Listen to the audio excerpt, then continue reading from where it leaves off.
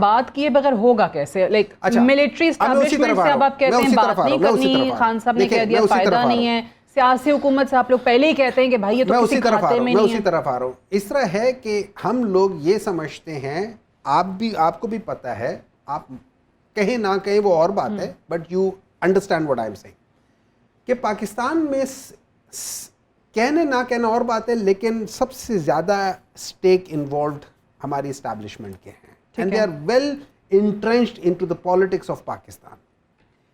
اب یہ جو حکومت ہے، مولانا فضل الرحمان صاحب بھی کہتے ہیں کہ ان کی آئینی کوئی حیثیت نہیں ہے، عوام بھی کہتی ہے ہم نے تو آپ کو ووٹ ہی نہیں دیا، آپ کدھروں آ گئے ہو. بیسیکلی ہم نے ڈبہ کھولا، کرسمس ٹری نکالی، سجا کے رکھ دیا، لیکن کرسمس ٹری کسی کو آکسیجن نہیں دے سکتی، کرسمس ٹری کاربن ڈائی آکسائڈ کو ایبزارب نہیں کر سکتی، تو وہ صرف سجانے کی حد تک ہے. And that is exactly what they are doing, یہ سجانے کی حد تک ہے، کام ان میں سے کوئی کچھ نہیں کر رہا. تو ہم نے سیریسلی کہا کہ ہم اسٹیبلشمنٹ سے بات کرتے ہیں کہ دیکھو اس ملک کو جو چیزیں چاہیے ان کے لیے یہ ہے، اور سب سے امپورٹنٹ چیز یہ ہے کہ یہ ملک آج تک اس لیے نہیں چل رہا کہ یہاں پہ جو دستور ہے اس دستور کی فالوئنگ پراپر نہیں ہو رہی ہے، ان اسپرٹ اینڈ وہ نہیں ہو رہی. تو ہم اس پہ بات چیت کر لیتے ہیں، کوئی اس کا جو مرضی مطلب لے، لیکن میری یہ انٹرپریٹیشن ہے. اسٹیبلشمنٹ پرابلی یہ سمجھتی تھی کہ عمران خان آج نہیں تو کل ٹوٹ جائے گا، کل نہیں تو پرسوں ٹوٹ جائے گا، کیونکہ آج تک ان کو اس قسم کے کسی بندے سے پالا نہیں پڑا تھا. ان کا جن سے پالا پڑا تھا وہ اگلے مہینے یا ان کی پلیٹلیٹ گر جاتی تھی، یا کسی کو ایک وہ سرٹیفکیٹ آ جاتا تھا، وہ ایک سرٹیفکیٹ آیا تھا کہ دماغ خراب ہے، یا اس قسم کی چیزیں آئی تھی.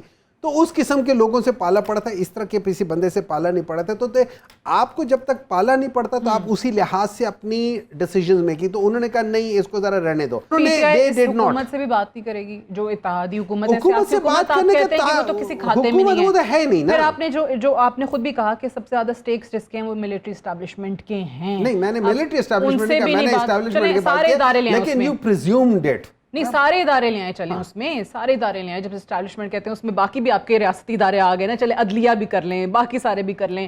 لیکن اگر کسی سے بھی بات نہیں کرنی ہے تو پھر وہ پلڑے جو آپ نے کہا کہ برابر کرنے پڑیں گے، وہ کیسے ہوں گے؟ ایسا یہ ہے کہ ہم نے بات کر رہے ہیں، ہمارے بعض آئیڈیولوجیکل ڈفرینسز ہیں، پولیٹیکل پارٹیز ہیں، جے یو آئی ہے ہمارے سب سے بڑا جن کے ساتھ مقابلہ ہوتا ہے کے پی میں وہ ہے جے یو آئی.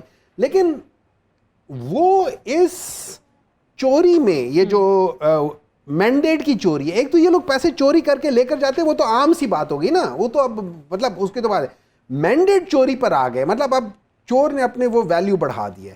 تو اس میں اب جے یو آئی شامل نہیں ہے. تو ہم نے جے یو آئی سے بات کی، ہم نے کہا کہ یار دیکھو آپ کا اور ہمارا اس جگہ پہ ایک ہی ایشو ہے، وہ ہے فری فیئر ٹرانسپیرنٹ الیکشن، جو کہ آرٹیکل 218 کے لحاظ سے، اور the only thing that election commission should do, اور they have miserably failed in that. اور یہ تو ابھی اس کے اوپر سٹیمپ لگا دیا الیکشن اس نے، سپریم کورٹ کے فل کورٹ نے بھی ان کے اوپر یہ کر دیا کہ بھئی یہ آپ لوگوں نے غلط کیا ہوا ہے.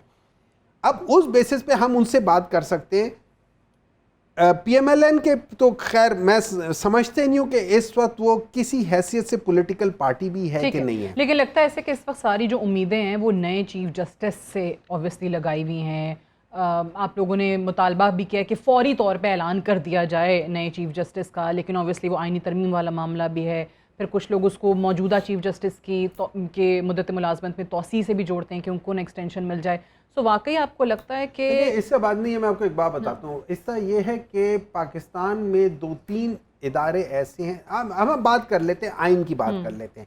آئین کی جو بیسک فنڈامنٹل جو اس کی بنیاد ہے، آئین کی بنیاد ہے، وہ ہے ٹرائیکوٹمی آف پاورز یا segregation of powers. That means کہ ایک ہے جو لا بنانے والے ہیں، اس لا بنانے والوں کی ہم نے حد بتا دی ہے کہ آپ اس سے باہر نہیں جا سکتے، فنڈامنٹل رائٹس کو بریچ نہیں کر سکتے، اور جو اسلامک ویلیوز ہیں جس کو ہم آرٹیکل کی جو شک ہے نمبر 2 اس کے لحاظ سے آپ ان کو نہیں وائلیٹ کر سکتے، باقی آپ سب کچھ کر سکتے ہیں.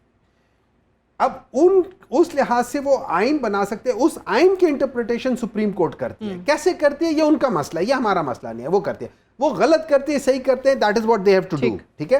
اور اس کے جو وہ آرڈرز آتے ہیں وہ ایگزیکٹو پورا کرتی ہے. اب یہ نہیں ہو سکتا کہ ایگزیکٹو سپریم کورٹ کو کے ججز کو اپوائنٹ کرنا شروع کر دیں. اب یہاں پہ ایک بہت بڑا ایک کوشچن مارک آیا ہوا ہے, کیا قاضی فائز عیسیٰ صاحب کو ایکسٹینشن دی جا رہی ہے, کیا قاضی فائز عیسیٰ صاحب کو اٹھا کے ایک اور وہ بنا رہے پیرلل وہ بنا رہے, اور اس کو جو آئینی عدالت ہے, اور آئینی عدالت کو پھر اس سپریم کورٹ کے اوپر رکھ رہے ہیں. مثالیں دیتے ہیں امریکہ میں supreme court is the highest authority, جو وہاں کی آئینی عدالت ہے that is subservient to supreme court. تو اس لحاظ سے اچھا اس جو ایمبیگوٹی ہے اس کو کلیئر کرنے کے لیے جب آپ اس سے پہلے والے چیف جسٹس کا 3 مہینے پہلے کر سکتے تھے, تو اس ایمبیگوٹی کو ختم کرنے کے لیے آپ مہینہ پہلے کیوں نہیں کہا؟ اب تو مہینہ بھی نہیں رہا, بالکل صحیح, اب تو مہینہ بھی نہیں رہا, ابھی تو ٹوٹل 3 ہفتے رہے, تو 3 ہفتے پہلے تو ہر ایک کا ہو جاتا ہے. Why are we trying to create this ambiguity? یہ ambiguity پاکستان کے لیے اچھا نہیں ہے.